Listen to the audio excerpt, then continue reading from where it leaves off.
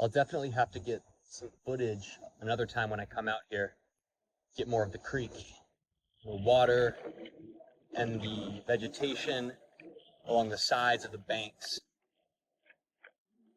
My phone is sitting in front of a box right now, so I can't really see what you're seeing at the moment. I'm just kind of trusting the angle's correct.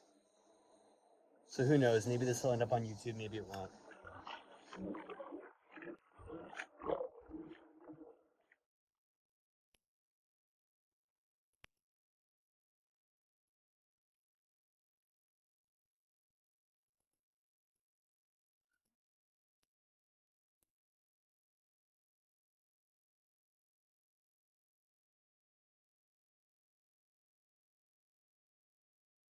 So one cool thing about this creek is that it is a tidal creek. It is a tributary to the Potomac River. And since we are in the coastal plain, right, we aren't west of the fall line, this creek is tidal, which means that it fluctuates the volume of water multiple times per day. There's an Amazon truck going over the bridge.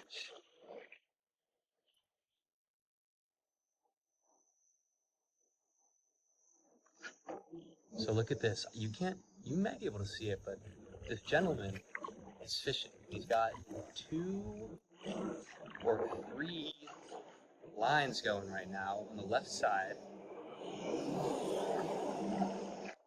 So we're gonna stay to the right to make sure that we don't interfere with his.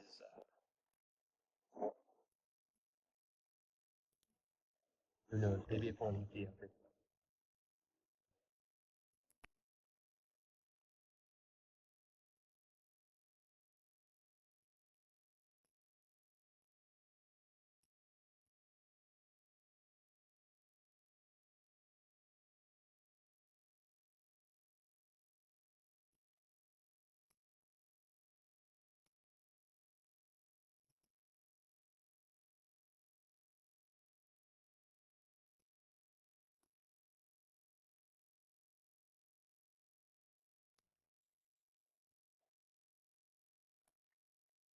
So we originally came from the left side. We are going to go explore this little right branch real quick. Branch probably isn't the right word. We're going up creek right now, so yeah, I don't think this is really a branch. It's kind of a.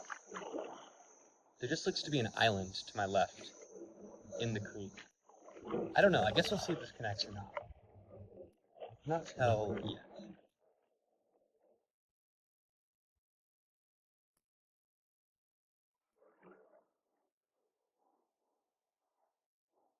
So I think you guys can see there are these water plants to my left and to my right.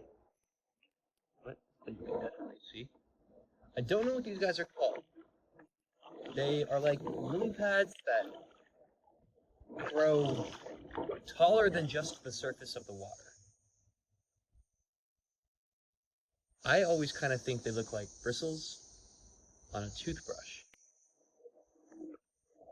I don't know what that makes me.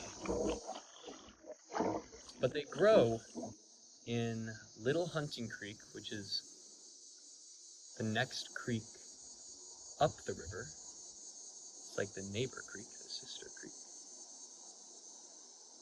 Yeah, I think this is kind of just its own little thing. I might be able to shoot that gap, but I don't want to risk it. I also don't want to upset these plants. They look like they're chilling. Oh, this is a beautiful picture. I've got this Canon R series. I didn't bring it with me this time, but if I did, this would be a wonderful location to take a shot. If anybody's ever played the Legend of Zelda Breath of the Wild games, you'll remember that there are a couple choice locations in Hyrule where you can go as Link.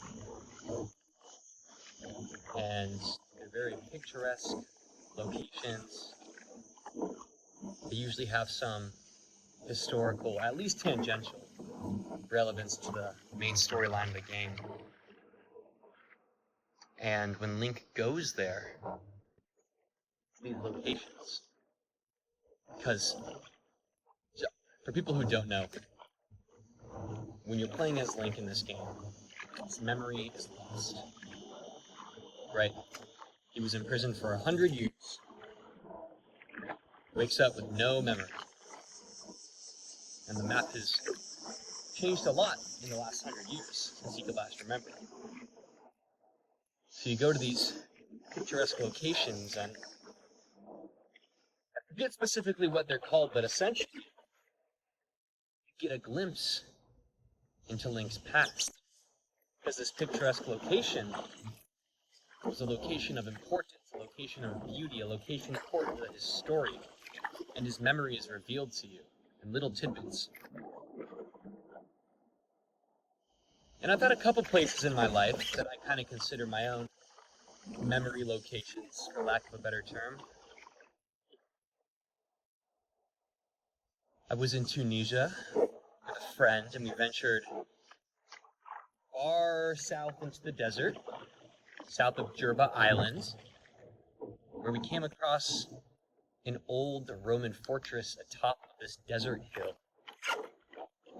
And in all directions was a sea of orange, dashed with that ochre color sand dunes and the blazing hot sun.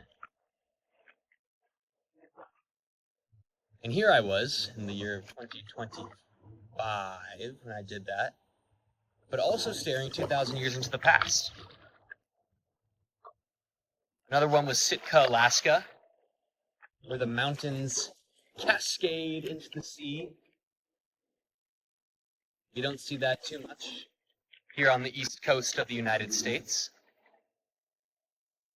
And there's something magical about the magnificence and the might of, these mighty boulders and mountains, and the lush green trees and vegetation that grows on the side of them, meeting with the even more powerful ocean, the blue vastness of the Pacific Ocean.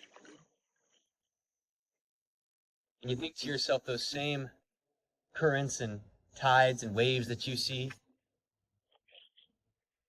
carried people for thousands of years on their canoes. The local Tlingit and the Haida people, they carried the Russian expeditionary explorers, Commander Baranov, carried American traders,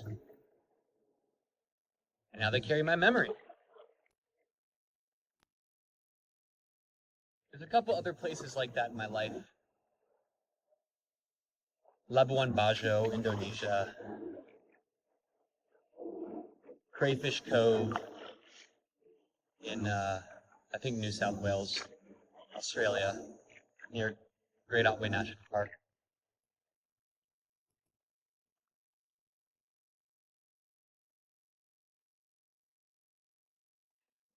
This world is big and grand, and there's so much variety in it.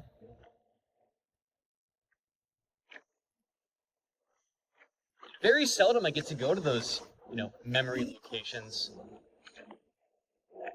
But what's so cool is that this little creek that very few people know outside of my own community here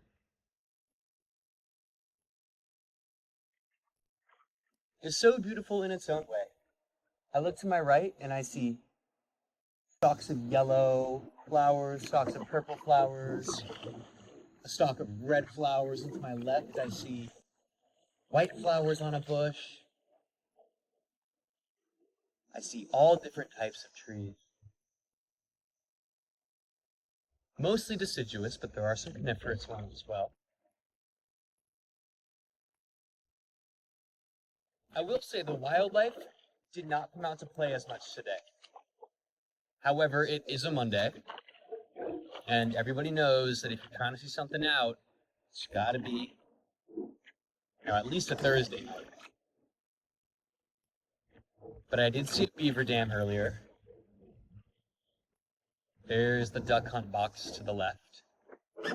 So clearly there are ducks. 2 months ago, for the first time in my life, I saw river otters at 9 o'clock p.m. on the Potomac River, very close to where we are now.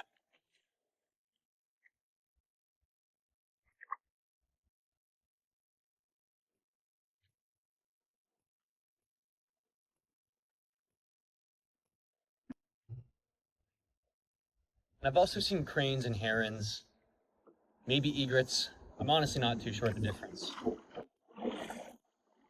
But not today, I haven't.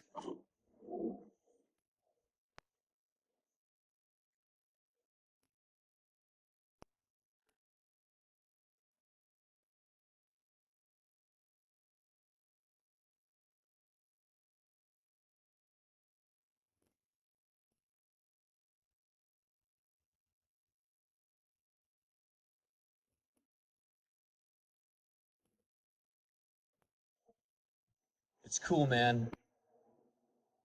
I'm a 23-year-old guy, and for the last couple years, ever since high school, really, when I was a junior, COVID-19 pandemic hit, and it sucked, but I knew that there was a light at the end of the tunnel, and I knew that, I would return to high school eventually before I knew I would return to high school. I knew there was a next step. And I did return to high school during my senior year, and I knew that there was a next step in college.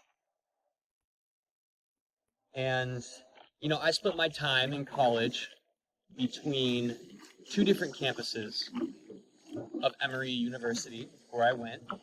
I spent my first 2 years at the Oxford College campus, and then I knew that at the end of those 2 years, I would transition to the Atlanta campus. Eventually, I did, before doing a semester abroad in Indonesia. And then I knew I would go back to the Atlanta campus, and then I did a semester abroad in Morocco, and then I knew I would come back to DC because I had a year-long service program that I had been admitted to. And then after that year-long service program, I knew that I had a job waiting for me on the other side. And I say all this because the point being, for the last 5, 7 years, I've always known my next step. I've always known what the next thing I'm going to do with my life is. But here I am, 23, and for the first time, I don't have a country I'm going abroad to study to. I don't have another semester of school waiting for me. I don't have a job that has a finite date, and I don't have another role lined up afterward. I have a job, which is great, but it's indefinite. I exist in a more, metaphorically liminal space than I did before. And it's confusing. I think me and a lot of other people at my age just try to have everything figured out. But I bring all this up just to say that times like this, where I have no goal other than to explore this beautiful creek, something that I've had all around me my entire life, it's given me a lot of peace in an age where I'm always trying to guess and know what's next. So maybe that can be advice to some of you guys out there. Any other 23-year-olds in my position? Yeah, man, it's weird growing up, getting older. Not that I'm that old, but I'm sure every human before me has thought similar thoughts. And I am just blessed to find some peace in this creek tonight. Hope you guys have a good night.